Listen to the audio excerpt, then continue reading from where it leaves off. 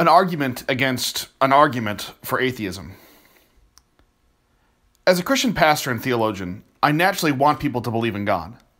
However, on the basis of the same convictions that lead to my desire for everyone to believe in God like I believe in God, I absolutely refuse to force or coerce people into the faith, or rather a show of faith.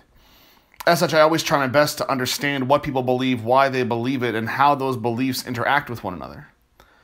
But what this means is that while I may disagree with the atheist, I'm not categorically hostile to their atheism.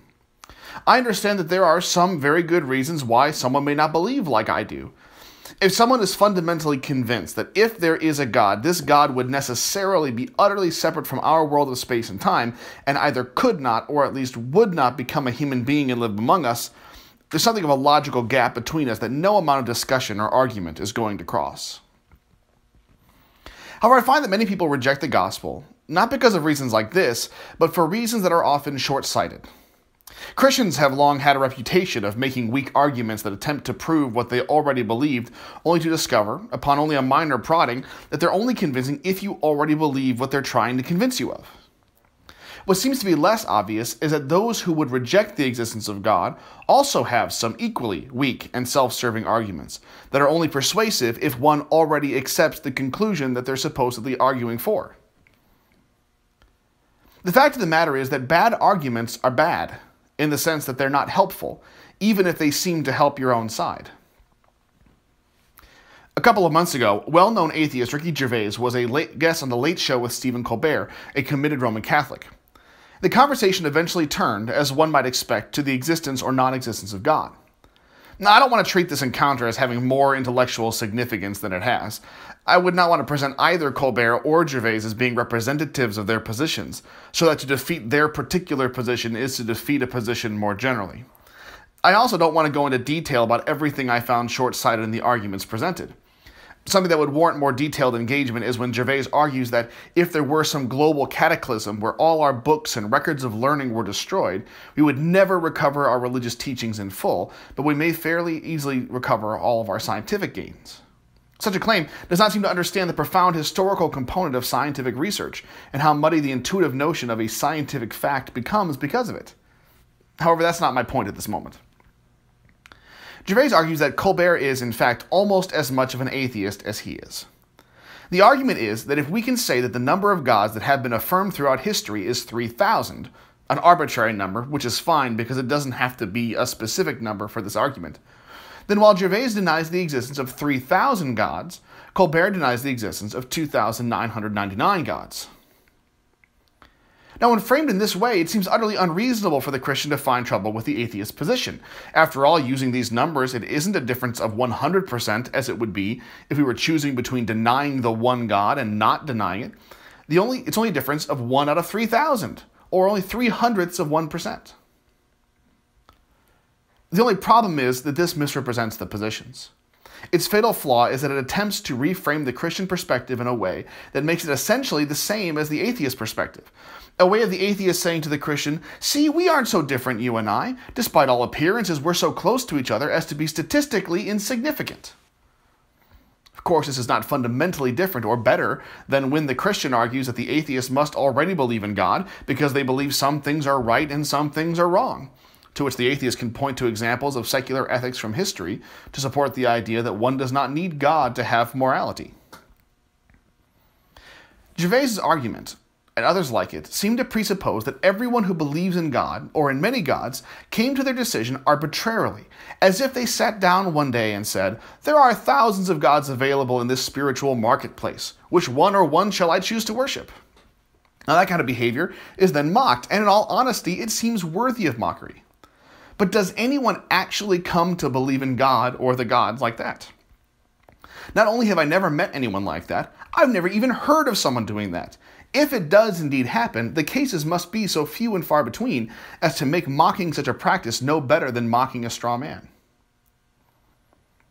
Without attempting to speak for others, I can say that in my own experience, my decision to follow Jesus had nothing to do with surveying all the world's religions and choosing the one that suited me best. I did not weigh out the pros and cons of each of the available gods and then make a calculated decision. In fact, if I were not a Christian, I would almost certainly join the ranks of the atheists rather than switch my religious allegiance to another God. It was because I came to believe that the man Jesus of Nazareth is nothing less than God in human flesh. Now, this decision was based on a variety of things, including things that are non-rational, but not for that reason irrational. The motivated interlocutor could come up with an argument that it was a decision made on insufficient evidence, but that's not troubling to me personally because one could make a similar argument for every or nearly every important decision we make. The point is not that my decision should count as evidence for another. The point is that coming to Christian faith in my own life, and while I will not speak for others, I suspect I'm not alone in this, was not the result of denying the existence of 2,999 of the gods in Gervais's arguments, but in affirming the one that I meet in Jesus. Christian faith is not a matter of saying, I reject the existence of this whole list of gods, and then seemingly arbitrarily I pick this one as my favorite.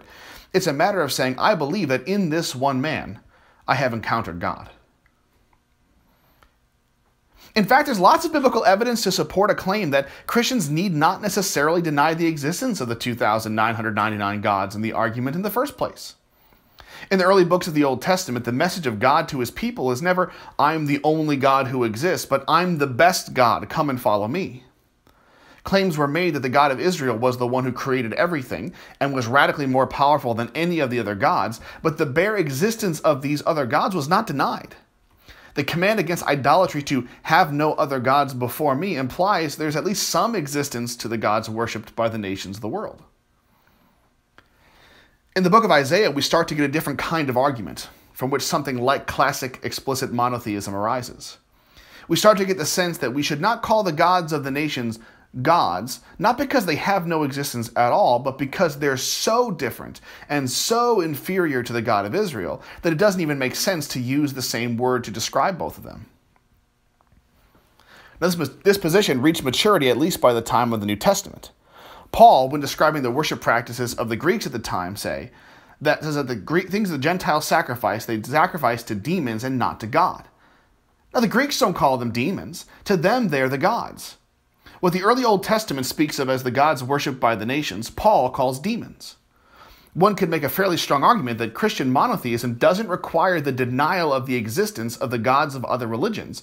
It only requires them being downgraded from gods to demons. From that perspective, the argument that Stephen Colbert and other Christians deny the existence of 2,999 gods, while Ricky Gervais denies the existence of only one more, is wrong on every level. The Christian perspective is not arrived at by systematically denying all gods but one. It also does not require a strict denial of those 2,999 gods at all. The fact that this particular argument is not good does not mean that atheism does not have better arguments to make. It does not mean that someone who has used the argument does not have a better basis for their convictions. What it does mean is that the atheist perspective is beginning at the popular level to have their own equivalent of the bad arguments that have been peddled by Christians in the Western world for centuries. I would not say that the existence of bad arguments for atheism fundamentally discredits the position they intend to support, any more than I would say that the existence of bad arguments for Christian faith fundamentally discredits the position they intend to support. I would say, however, that it's evidence that the refusal to really engage with a position different than one's own, in a way that treats it with dignity and respect, even while disagreeing with it, is not a uniquely Christian thing. Deliberate ignorance, a refusal to understand the position one is attacking as well as possible, is lamentable, whether it is pressed into the service of Christianity or atheism. We must do better work.